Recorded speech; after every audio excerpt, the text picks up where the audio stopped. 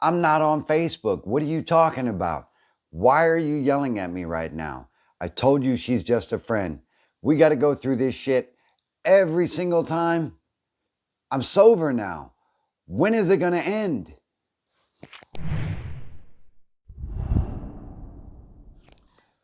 Well, that was a bit dramatic, wasn't it? Let's talk about this. I got sober for a reason. I got sober for a lot of reasons. I am not a damn doormat, and I don't know why I get treated like one. Have you ever felt like that? I feel like that a lot. I felt like that a lot over the last year and a half. So we get sober, right? And we think everything is gravy. And I've talked about this before, but right now. So we think everything is good to go. We think our lives are in check. Our families love us. Our debtors are just excited that we're sober. Man, that's not the case. But even though you're sober, right? You are nobody's doormat, and you do not have to get walked over. There is selflessness, there is humility, and then there's just people taking advantage of you. I've experienced this a lot in my sobriety, and sometimes it's kind of hard to tell when you're able to put something in check or when you can't. What I mean by that is, think about the last time that you did something and somebody didn't like the way you did it, or somebody didn't like that you didn't show up at a certain point in time, or perhaps you couldn't make an obligation. Did you feel bad about it? Because chances are you did. And if you're living in sobriety and you've come to certain points where you have to experience humility and, sacrifice, so to speak, you may have felt like that you deserved the anger that somebody put at you, or that you have to take somebody saying that you should have been here at this time, blah, blah, blah. And then you walk away feeling bad about it. Is that okay? I don't think it's okay. Here's an example. When I actually, during my first 2 years of sobriety, even to this point today. So when I was in my active disease, I literally took all the money out of the bank. Every single payday. Like all of it. Not a little bit, all of it. And then I even made it negative because you could go past $1 and then whatever. With that in mind, my wife would continually be just destroyed and angry at me and pissed off. And so her and I would play Russian roulette with the bank account every payday. She would show up to an ATM of the bank on her side, where she was on the globe, and I would show up to the one on my side of the globe. And I knew for a fact, if I didn't get the money, I couldn't get drunk. And for me, that had a whole different meaning. And it wasn't that I was fighting my wife on the money, and it wasn't that I was taking it from her with the intent of taking it from her mouth or from my son's mouth. So there we were, both ready at the ATM. Who could tap the buttons the fastest? Who could get the money out the quickest? Most times, I won. And this was the dumbest game on the earth, right? So that happened for 10 years, maybe a little more. Actually, a little more.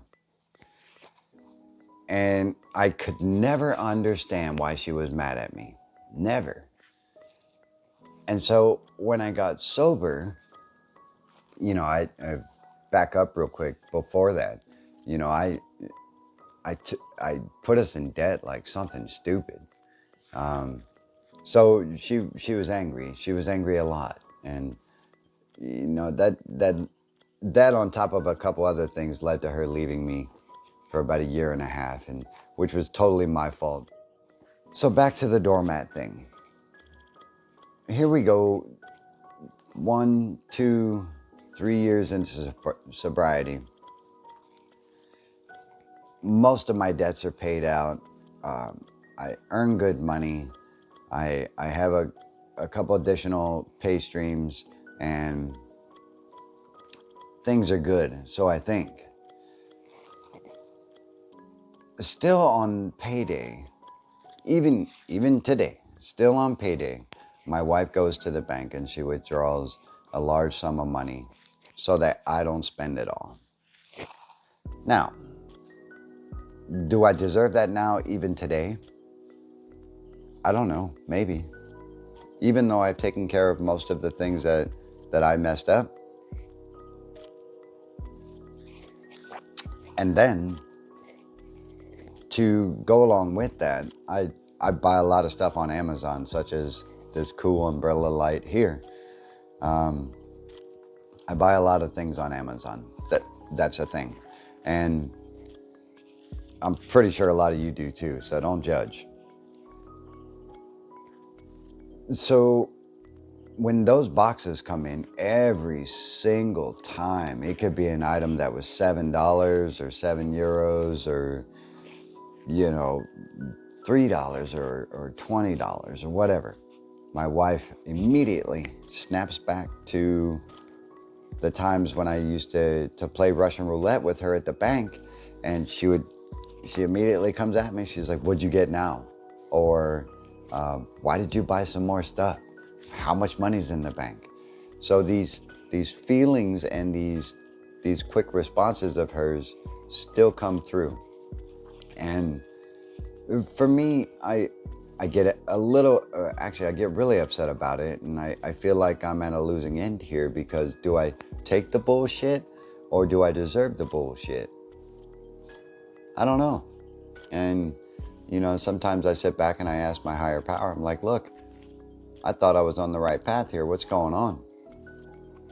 Turns out that, it's not too easy for someone that you're jaded to forget, so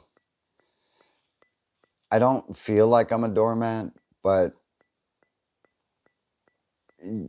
it's kind of hard to decipher if I am being walked over, or if it's something that is just a natural response for her. And the large part of me believes that it's a natural response for her survival, and because she was taking care of my son and everything else and herself, to take care of her.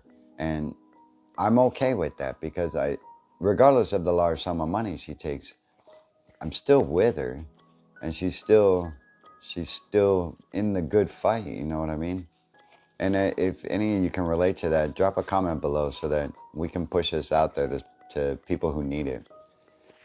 Are you feeling like a doormat? Because, if you're late for something and somebody yells at you, like let's say you said for me, I decided to show up early to work many times, just to get some stuff ready.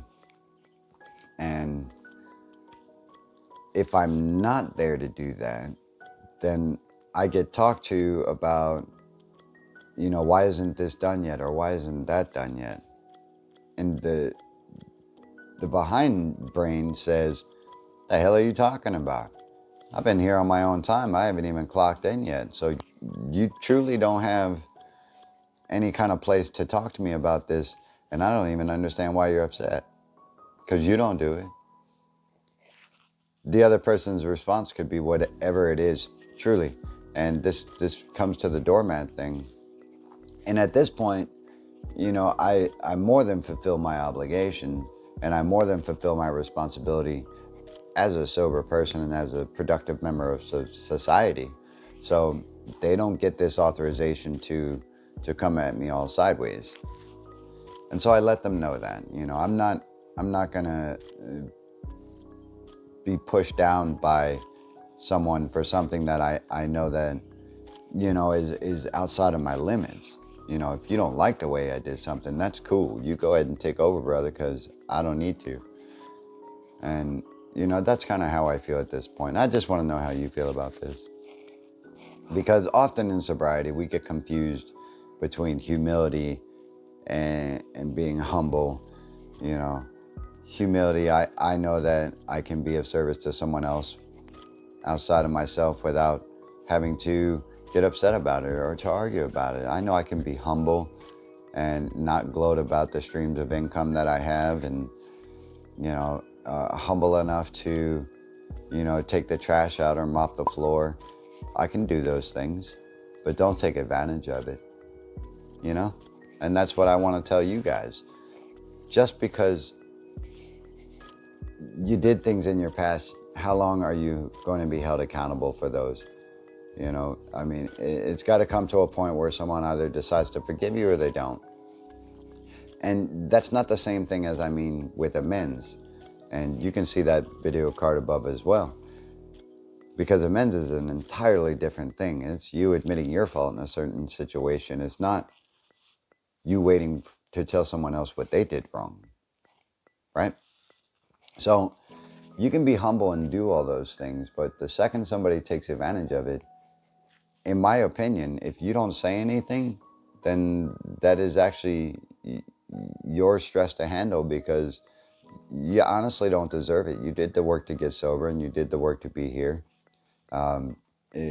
If things are going right, you're showing up on time, you're paying your bills, you're, going to school, you got the car out of the hock or whatever the situation is. You've corrected a lot of the damage and mistakes of your past. So why should you keep paying for it?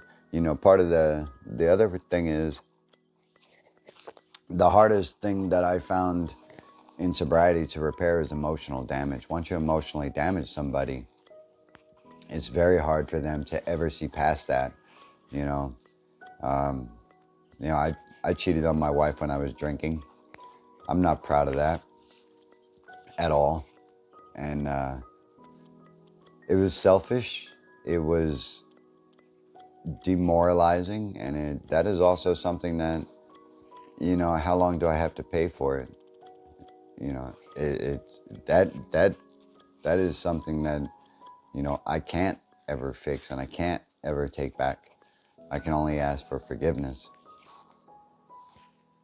And so, in the doormat phase of it, if I'm online and my fingers are moving, my wife asks me, "Who are you texting?" Because I had done that action in the past. And am I a doormat, or is that her survival again? And for me, I believe it's her survival, but you have to be able to decipher for yourself if you're being walked over, taken advantage of. And why did I tell you that part? Because I need to be honest with you guys. That's my job here, is to be honest with you, so that you can relate to what I'm putting out. A lot of us do things that we're not proud of in our alcoholism and in our active addictions. But at some point, you have to get over the humps and deal with those things, like we've said in the last 2 daily reflections, and move on. Either let it go and move on, or deal with it now. And that goes along with the serenity prayer. It's right there behind me. I'm gonna let you look that up. And when you do look it up, drop awesome in the comments, okay? If you've gotten any value out of this video, hit that like button so we can push this out. You guys are amazing. Stay sober, stay classy. If you need any assistance from me that I can actually help with, don't be ridiculous. You know what I mean? Any assistance from me, anything that I can help with, if you need to bullshit, if you need to get something off your chest, if you need some maybe advice from my experience, I can possibly help you out. Hit me in a DM on Instagram at OneSoberToAnother. If you're in trouble right now and you need medical attention, stop watching this video. Dial 911 or 112 or whatever your extension is, because you're worth it and you're important. There are links below for anyone who needs help with addiction, or if you need a recovery house, or if you need a sober house, or if you are thinking about hurting yourself, there is a suicide hotline below. If that is the case, call somebody right now. Sober. call somebody. I love you guys. One sober to another. I'll catch you in the next one.